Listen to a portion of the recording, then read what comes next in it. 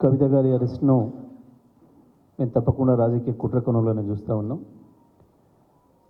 సంవత్సరంన్నర క్రితమే ఎన్నిసార్లు నోటీసులు ఇచ్చినా తను విధిగా హాజరైంది, విచారణ సంస్థలకి పూర్తిగా సహకరించింది, కావలసిన మెటీరియల్ అంతా కూడా ఇచ్చింది.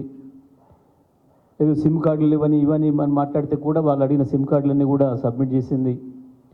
ఆ రోజే స్పష్టంగా ఈమె నిందితురాలు కాదు అనుకున్నాం, కానీ ఈమె సాక్ష్యానికి ఉపయోగపడుతుంది అని చెప్పి పంపించిన వాళ్ళు సంవత్సరంన్నర తర్వాత ఇవాళ హడావుడిగా అరెస్ట్ చేయడం అని అంటే, మోసపూరితమైన అరెస్ట్ చేయడం అంటే, ఢిల్లీ నుంచి వచ్చేటప్పుడే కవిత గారికి కూడా కావాల్సిన టికెట్లు బుక్ చేసుకొని వచ్చినప్పుడేమో మొదలు సెర్చ్ చేస్తూ ఉన్నాం, ఏదైనా మెటీరియల్ ఉందని చూసిపోతామని చెప్పి, మేము ఇంకొక 20 నిమిషాల్లో వెళ్ళిపోతున్నామని చెప్పి, ఆ తర్వాత మాకు ఉన్నతాధికారుల నుంచి ఆదేశాలు వచ్చినాయి, మేము అరెస్ట్ చేయాల్సిందే అని చెప్పి దౌర్జన్యంగా తీసుకుపోవడం అనేది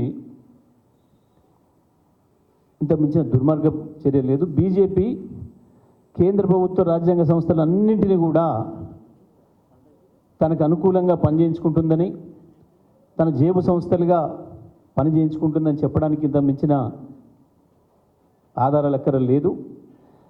స్పష్టంగా పిఎంఎల్ఏ యాక్ట్ తెచ్చేటప్పుడు దీని నుంచి మహిళలకు మినహాయింపు ఉండాలి అని చెప్పి దాంట్లో చట్టంలో రూపొందించాలని చెప్పి ఆనాడు చర్చ వచ్చింది.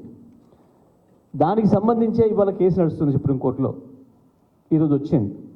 గతంలో కూడా పర్టికులర్గా కవిత గారి అరెస్టుకు సంబంధించి మేము ఆ రోజు కోర్టులో కేసు ఇస్తే స్పష్టంగా ఈడీ ఒప్పుకుంది, మేము ఎటువంటి తీవ్రమైన చర్యలు తీసుకోవడం లేదు, విచారణ కొరకు అడిగినాం, అరెస్ట్ అనేది జరగదు అని చెప్పి ఓవరాల్గా ఈడీ ఒప్పుకుంది బెంచ్ ముందట.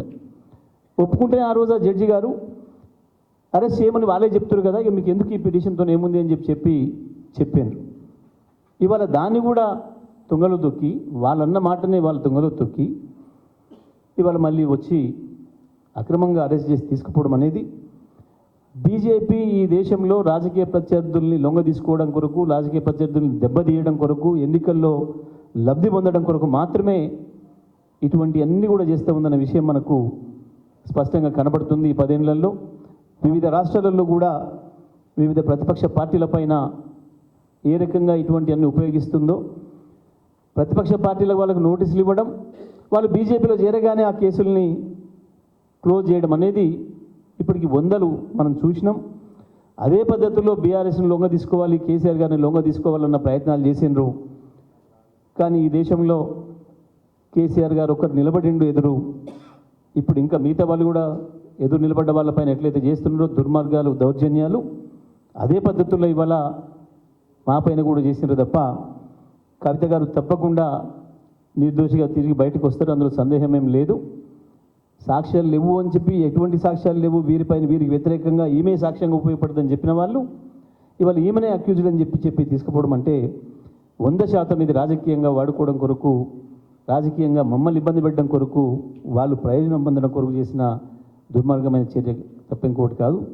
అందుకే ఇవాళ బీఆర్ఎస్ పార్టీగా పెద్దల హరీష్ రావు గారు ఏదైతే పిలిపించిందో రేపు పెద్ద ఎత్తున అన్ని నియోజకవర్గాల్లో నిరసన కార్యక్రమాలు తెలియజేయాలని చెప్పి బీజేపీ కేంద్ర ప్రభుత్వాన్ని అడ్డం పెట్టుకొని, కేంద్ర ప్రభుత్వ సంస్థలను ఏదైతే ఉపయోగించుకొని ఎన్నికల్లో లాభ పొందడానికి ప్రయత్నం చేస్తుందో, చట్టవిరుద్ధంగా ప్రవర్తిస్తుందో దానికి నిరసనగా రేపు కార్యక్రమాలు చేపట్టాలని చెప్పి కూడా విజ్ఞప్తి చేయడం జరుగుతూ ఉంది.